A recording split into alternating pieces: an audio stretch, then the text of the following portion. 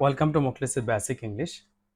সুপ্রিয় শিক্ষার্থীরা, আজকে আলোচনা করব মাত্র একটি অ্যাপ্লিকেশন ফরম্যাট শিখে মোটামুটি তুমি সকল অ্যাপ্লিকেশন লিখতে পারবে সে বিষয়টা নিয়ে আজকে আলোচনা করব। চলো শুরু করা যাক। তো তোমাদের সামনে একটা ফরম্যাট দেওয়া আছে, সেই ফরম্যাটে উল্লেখ করা আছে প্রথমেই তুমি যে কোনো অ্যাপ্লিকেশনের প্রথমে যেটা করবে, প্রথমেই তুমি ডেট দিবে, প্রথমেই যে ডেটটি দিবে, এরপরে দ্য হেডমাস্টার যদি তুমি হও, তুমি যদি স্কুলের হও, হাই স্কুলের হও, তাহলে অবশ্যই তুমি হেডমাস্টার দিবে। আর যদি দেখা গেল যে তুমি কলেজের হও, তাহলে অবশ্যই দ্য প্রিন্সিপাল এই কথাটা দিবে। আর যদি গ্রামবাসীদের পক্ষে থেকে হয় তাহলে চেয়ারম্যান বা মেম্বার সেটা তুমি দিতে পারবে। এরপর তুমি স্কুলের নাম দিবে। স্কুলের নাম অবশ্যই তুমি তোমার স্কুলের পুরো নাম দিবে না। এক্স স্কুল বা জেড স্কুল অথবা এবিসি স্কুল, এই সমস্ত স্কুলের নাম তুমি দিতে পারো, অথবা তোমার গ্রামের নাম দিতে পারো। মানে যদি গ্রাম রিলেটেড হয় তাহলে গ্রামের নাম দেবে। এরপর সাবজেক্ট লিখবে অ্যান অ্যাপ্লিকেশন ফর, এরপর অ্যাপ্লিকেশনের যে নামটি সেটা তুমি দিবে।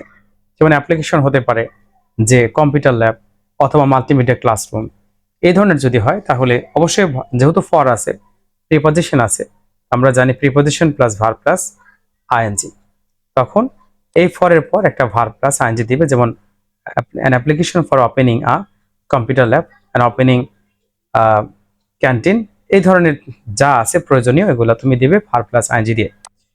এরপর অ্যাড্রেস করবে sir, we beg respectfully to state that we are the students, যদি গ্রামবাসী হয় তাহলে পিপল, যদি কোনো হয় কোনো সংগঠন হয় তাহলে member of your school, college, village অথবা ইনস্টিটিউট বা যে কোনো শিক্ষা প্রতিষ্ঠান। ইনস্টিটিউট মানে যে কোনো প্রতিষ্ঠান যদি হয় তাহলে ইনস্টিটিউট দিবে।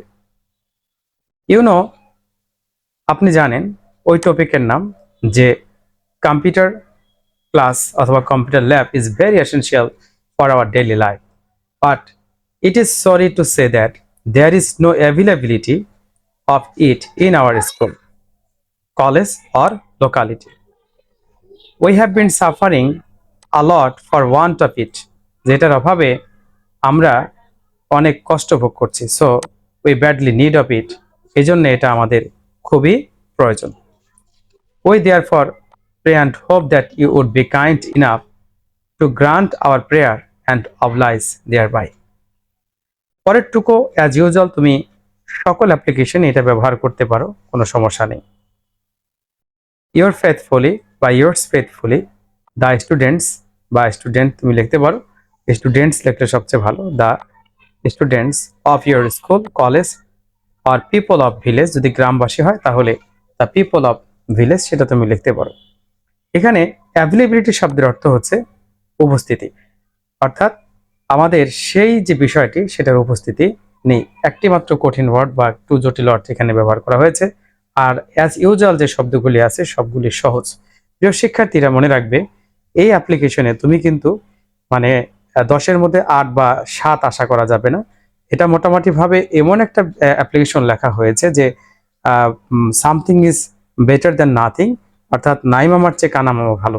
যেমন তুমি যদি এটা মুখস্থ করো, অন্তত পক্ষে যে কোনো অ্যাপ্লিকেশন লেখার যে তোমার একটা কনফিডেন্স সেটা কিন্তু থাকবে। কিন্তু এ প্লাস পেতে হলে অবশ্যই তোমার লেখাটা ইউনিক হতে হবে, সবার চেয়ে আলাদা হতে হবে। Thank you very much. আসসালামু আলাইকুম ওয়া রাহমাতুল্লাহি ওয়া বারাকাতুহু।